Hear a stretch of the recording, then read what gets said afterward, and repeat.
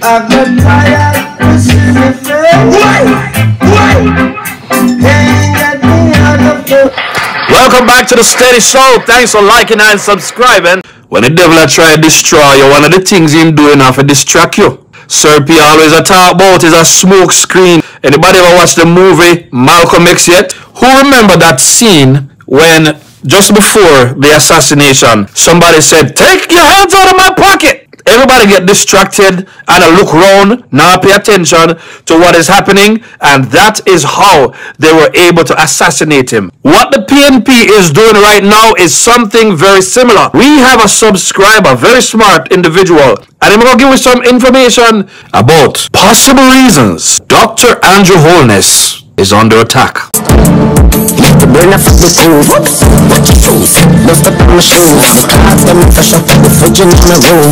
And when I see a performer, I recognize them. I want to say big up Tova Hamilton. I've done it before. I want to do this thing where I focus on the wonderful working women of the JLP or something like that. See what she have right here, something to say that, hey, these are the things I look forward to doing on her Facebook page. I pay work, may I see. At them people ever want to serve the country in Jamaica. I think she then go send Dr. Wickham McNeil off, you know. Wickham McNeil who already feel in a Westmoreland. Anybody having file for up in a Westmoreland? Or no make we know right now so we can bring it and tell the people them because PNP out for trick people, you know. So, me don't know which party I go, but in can win Tova. So Tova people then make sure say, she see this. Don't know her, but me just see how it works. When we see people that do good things, we need to recognize them. Yeah, man, we see Venetia out there on the ground and help out Matthew Samu the same way. Don't forget the local government election in Northeast St. Anne on September 30th. Steady family, the Integrity Commission has a job to do on its favorite boy, Mark Jefferson Golden. Guess what, Gwan? $20 million donated to the Bahamian government. This was first brought to my attention by the same subscriber who will be speaking shortly. But we never verified at the time, and since he brought it up again, I decided to go and read. Then Steady family, if me go and read and I find things, or no things say, me fi at least read little of the information for and then make the man talk. Just so that we can verify that it is true or it is so. I may have to do a follow-up video on this one because Integrity Commission and Mark Jefferson Golden and Bunting have a whole heap of questions to answer. Because if this are not money laundering or money washing, I don't know what is. Follow the money and follow the motives. When we read the article, we say, then Wallande, $20 million donated to the Bahamas, and Mark Jefferson Golden is not investing anything in a Jamaica. You know how much $20 million be? This thing also says that proven wealth is worth $1 billion. Make we look at the conclusion, then I read a little bit of it, and then I'm going to let the subscribers speak. You can pull it up for yourself and read it for those who like to read, and come back in the comments and share your thoughts. So, make we look on the article here now. Written October 14, 2022, and was published in Tribune Business. I believe the paper is Tribune 242. So, clearly this is a Bahamas business newspaper. Make we read the conclusion first, just to see the motive for the donation, and then we read. And then we go into the dirty details. One source, this is a concluding paragraph. One source suggested that the Bahamas one exchange rate peg against the US dollar would likely be attractive for Proven Group, which generated an 11.5 million net profit for the year to end March 2022, as it would give the group greater access to US dollars and help it diversify further away from the devalued Jamaican dollar and the traditional economic turbulence which was created by Mark Golding them. My goodness. Now the good thing is this article is being written by a third party and by Jamaican people them. So they are not choosing to invest in a Jamaica because of the devalued Jamaican dollar, and these guys have so much money to be able to invest in a Bahamian housing project and neglect their own country. But at the same time, they want to come and be the leaders of the country. Make we go up and read now. Bahamian financial providers were yesterday told to prepare themselves for increased competition after a prominent Jamaican group with over $1 billion in total assets unveiled plans to establish physical presence. Proven Group Limited, which is supplying the $20 million financing for the government's 365-lot Renaissance at Carmichael Housing subdivision, told the shareholders at its recent annual general meeting that it has been creeping into the Bahamas and is now ready to set up a brick and mortar, which is physical presence. Christopher Williams, I think I him just resigned the other day, president and chief executive of Proven Management, the entity that manages Proven Group, was quoted by Jamaican media as saying the company has a great relationship with Prime Minister Philip Davis Casey and his cabinet ministers. Within 3 platforms, Proven Wealth, Jamaica is well known, well established, and has been creeping into the Bahamas. So we have been flying in building relationships, and we're looking now to establish brick and mortar on the ground in Bahamas, Mr. Williams was reported as saying. We'll go right to Mark Golding's name, and then we can ease off. Asked about the state of the Bahamian economy, he further replied, it's rebounding very well. The international banking space in the Bahamas is very strong. The real estate space is strong, and of course, the tourism space is strong. We like the economy, and so the Prime Minister and his ministers have been very welcoming to us. We have a great relationship with them. Proven Group has strong political connections in Jamaica. One of Proven Management's co-founders and current director, Mark Golding, is leader of Jamaica's principal opposition party, the People's National Party. While another co-founder and fellow director, Peter Bunting, served alongside him in the last of Portia Simpson Miller's cabinet. Another co-founder and director of Proven Group and Proven Management, Garfield Gary Sinclair, is former chief executive at Bahamas Telecommunications Company.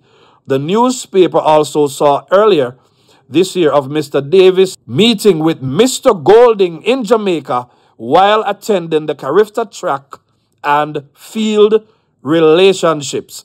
And you can read the rest of the thing. First of all, I think Mark Golding, Peter Bunting, and maybe some others are in serious problems with Proven and with possibly money laundering. I won't put it higher than that. I have suspicions about other things too, but I'm not going to put it higher than that. That's my strong suspicion. And I think that what they are creating surrounding the Prime Minister now is what we call a smoke screen. At the end of the day, if you have a big story, you try and bury it with a bigger story. And I think that is what is taking place now.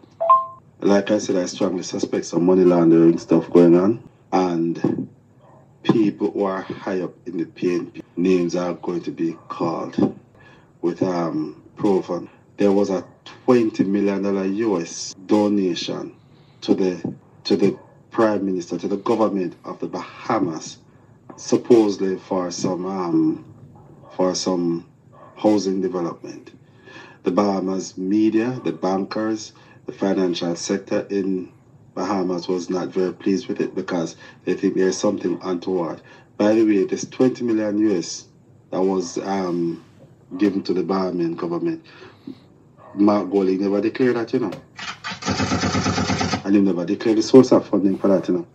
But Integrity Commission don't ask him anything about that. They are concerned about less than $400,000 in four bank account.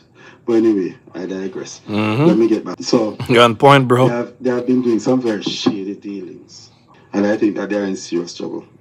And so what they're trying to do is shout loud and create a bigger story so that if and when their thing come out, like it will be buried under the ton of rubble that they are creating now. Excellent. With the matter at hand, you and I who actually read know that what is happening is they are making a mountain out of a molehill. There's nothing there. Smoke screen. However, bear in mind that the average Jamaican does not read. They believe in hearsay. As a matter of fact, if you listen to the average Jamaican, he never tell us, say, me read, say, he might say, me hear, say. Facts.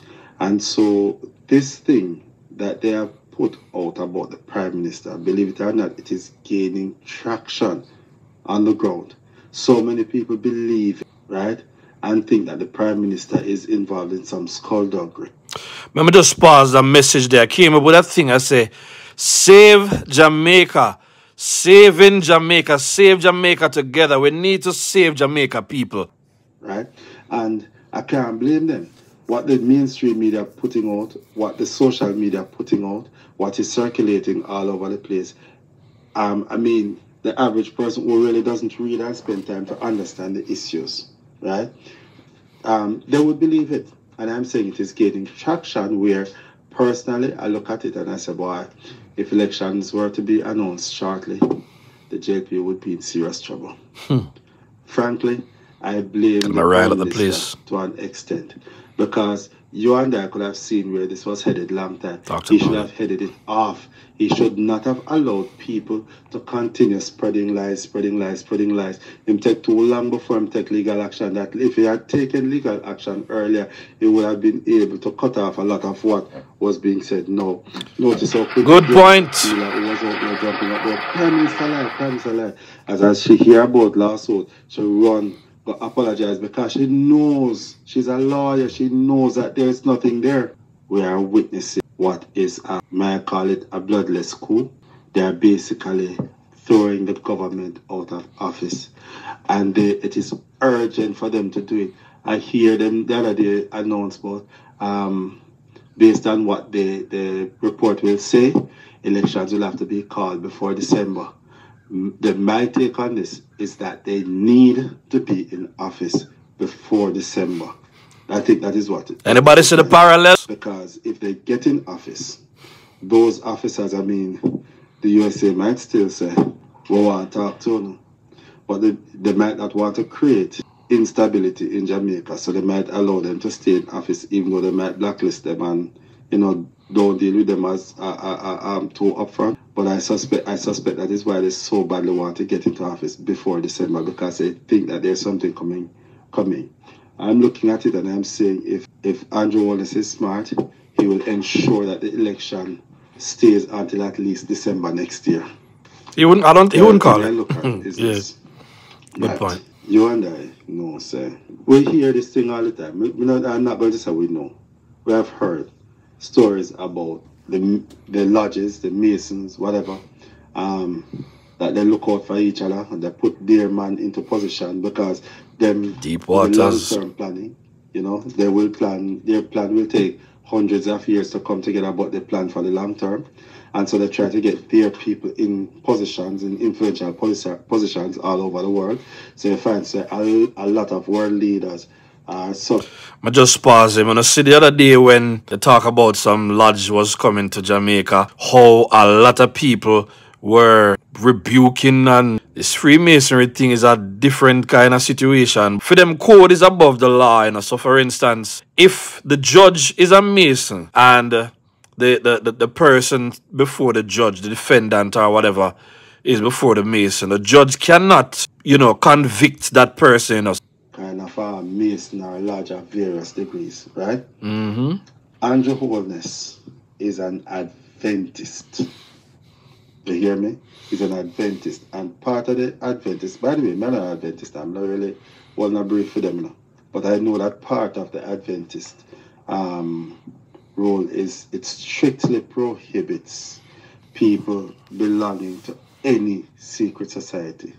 And I think that is what is Andrew Holness's problem. I think he's not a member of their cabal. Right? Deep conversation. Because he's not a member of their cabal, they have to get rid of him. Yeah, because one of the things is what them know or Jamaican people stay, you know, is you just mention some whole heap of millions and immediately people think say you're thief, right? Trillion. Now what they said is that Andrew Holness move money among him accounts. But that is normal thing, right? I mean, if me have companies, right, and me need to pay salaries and no money in their salary account, but me have some money over this account. Me move some $50 million out of this account, put another account there. Because me need to buy some hardware material or pay some workers. That is it. That is normal. That is par for the course. But then just say, boy, move some money from running their account. And even though they go to the banks and the bank show them everything, so there's nothing untoward. Hear them and say, well, FID and TAJ if you investigate it, if you did pay taxes on them. Now, the thing is, the shares went by, him not need to pay taxes on them because Omar Davies made the law for there to be what they call withholding taxes. In other words, before you get a dividend, and take out and tax out of it. So I don't know what their problem is. I am saying that is something that took place outside of the period that the Integrity Commission claims that they will not look at. So why would they go back to that? It means that there's somebody in the NCB group who probably have some contact with Mark Golding. Me can't see it the other way. Well, let them know they want to. And then deliberately do that because they know, say, even if they rectified questions, I got still ask. There we go. Same circle. Yeah, man. The Prime Minister plan something on them. And when the Prime Minister realized that it was done, there's evidence of the emails that were sent to say, no, this is not supposed to be so. Please reverse it. Yet still, Stevenson pointed out that, well, the money did there and him did have it in our account for whatever period of time. You see all them nastiness there. Wow. Right? But the average person, brilliant. They're not going to read and understand this like me and you. Right? And the interesting thing is this, right? That when sensible people are speaking, then we listen to them. It's like you know the way you properly analyze a thing and put it out, the way 411 put it out, the way Karen Cross put it out, the way JPU put it out. The people who listen to these people are not the ones that we need to reach. The ones that we need to reach and listen to them one here. Excellent point. Some full people like Virtual TV where you're going to come and cuss and say blah, blah, blah and call up people and say all kind of something and, you know. But I am telling you at this point, I think the country is in serious trouble. If Andrew Holness win back the next election, it is going to be a difficult task to do so. Either way. And personally, my bag them pack. But folks, what the man I say in bags them pack if the PNP wins. I believe he made some very brilliant observations. As they always say, if you don't go so, it near go so. Let's be wise and make sure so we do everything to keep the Jamaica Labour Party in a power. But Jamaica, we have enough fighting and enough praying to do because this is not going to go down easy. This is an unprecedented time in the history of Jamaica, and it's time that wise Jamaica stand up. So go into the comment section and let me know what you think. Thanks again to the subscriber. Brilliant individual. Go ahead, like, share, and subscribe. Steady.